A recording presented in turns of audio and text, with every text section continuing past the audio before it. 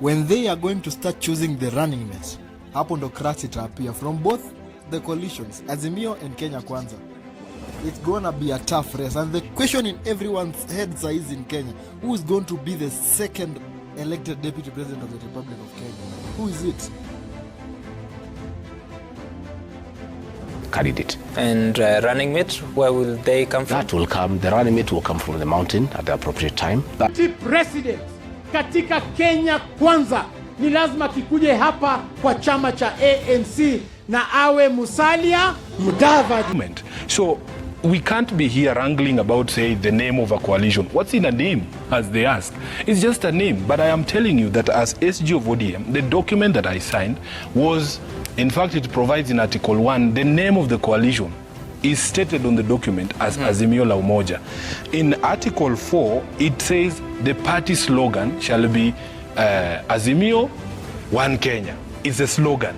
You understand? And there's a distinction between that. And also, until this... Tumekula tiagas mbali.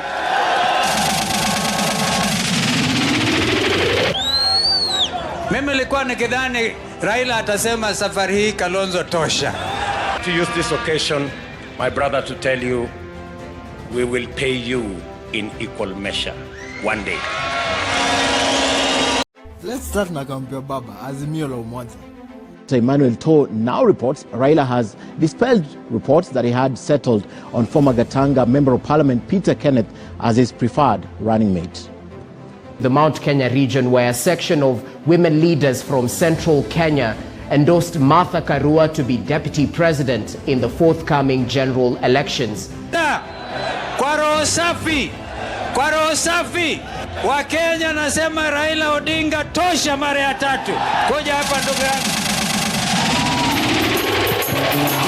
Zenu uchague viongozi ambao unajua watachunga maslahi zenu.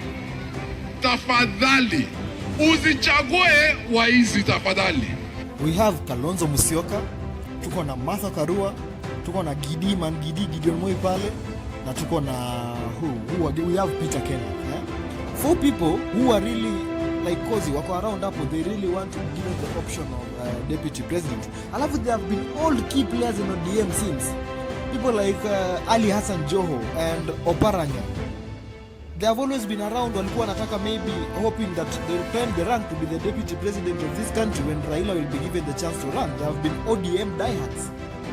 But sasa hizi the key has been shifted from Ali Hassan Joho and Oparanya stand no chance ya kukuwa deputy president of this country. Not anytime soon. Maybe 2027, not now. Now it remains with four slots. Tunabaki na watu wanne. Martha Karua, Gideon Moi, Peter Kenneth, and Kalonzo Musyoka. And there has been a lot of, ukiangalia vile SG wa ODM anaongea Edwin Sifuna, Kalonzo came up front, hata I signed a deal named Azimio la Umoja. It was not Azimio One Kenya. I love this Martha Karua since he joined a few days ago. I joined Azimio a few days ago. Nimekuwa na online bloggers, ODM online bloggers who have been pushing my heart like Mutai Ngugi tweeted. Inampea peace to feel that Martha Karua will be the running mate of Raila Odinga, and there's Peter Kenneth. So Peter Kenneth and Martha Karua fall under the, how many votes will they bring from the mountain? That's why the option. Then there's Kalonzo Musyoka, who it's a matter of appreciation. The 1.6 million he brings on votes, and the honesty of Raila Odinga, because the man has questioned the honesty of Raila Odinga not once, not twice, a couple of times. Amesema Raila, he went to a tantrum, akatoa makaratasi ya deals of what and this and this and this. So for this time being, tuseme kama we are having an opinion poll, Kalonzo Musyoka stand a chance of 70% being the running mate of Raila Odinga. Martha Karua, Ako and Peter Kenneth, it matters now because this thing is about winning. You cannot be deputy president if you have not won the election. Fact. Kama hujashinda election, unakuwa deputy president kuenda wapi? So the thing is, between these three people, who are between these four guys, unajua who will really be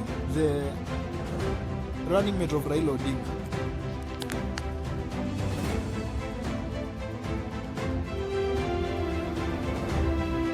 Now, unlike Baba and the Azimio team, you know Baba survive kupata votes before, despite the fact that hakuwa anategemea Mount Kenya at all. Even the guy sidhani kama alifikisha more than 5,000 votes in Mount Kenya.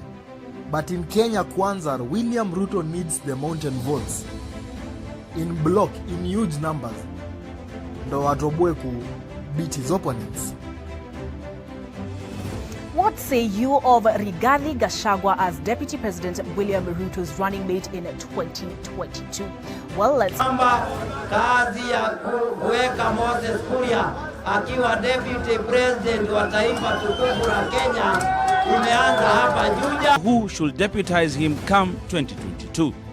Already, Gatundu South Member of Parliament Moses Kuria, Kikuyu Member of Parliament Kimani Ichung'wah, and Mathira Member of Parliament Rigathi Gachagua are reportedly angling.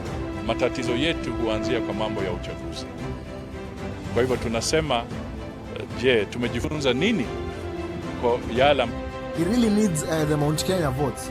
And you know they have been selling this policy from time he started campaigning in 2018. Amekuwa akiuza a common policy.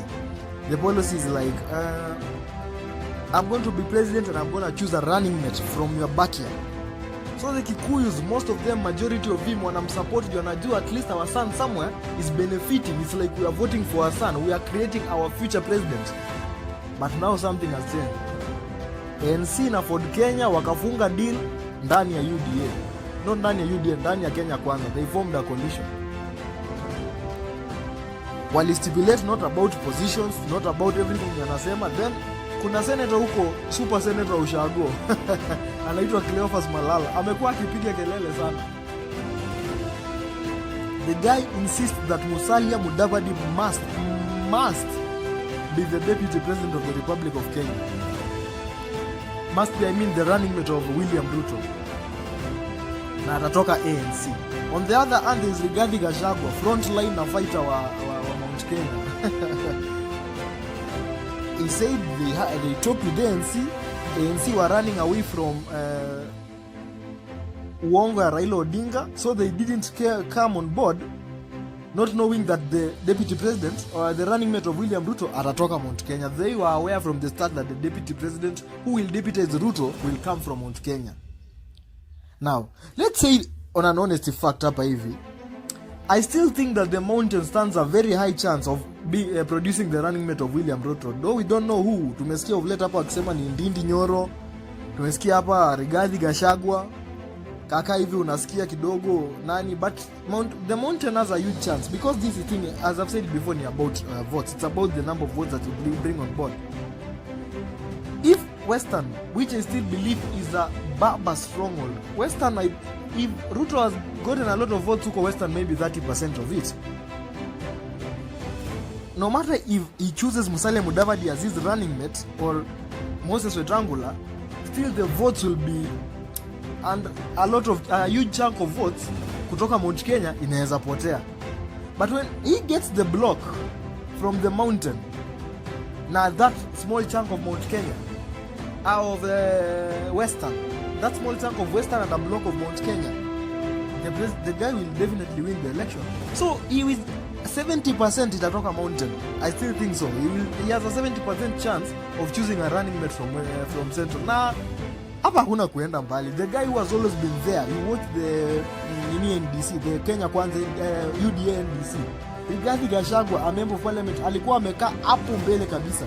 The rest of the members of the parliament walikuwa huko nyuma. The guy who has been pushing for all these things. Rigathi Gachagua has a 70% chance of being the running mate of William Ruto.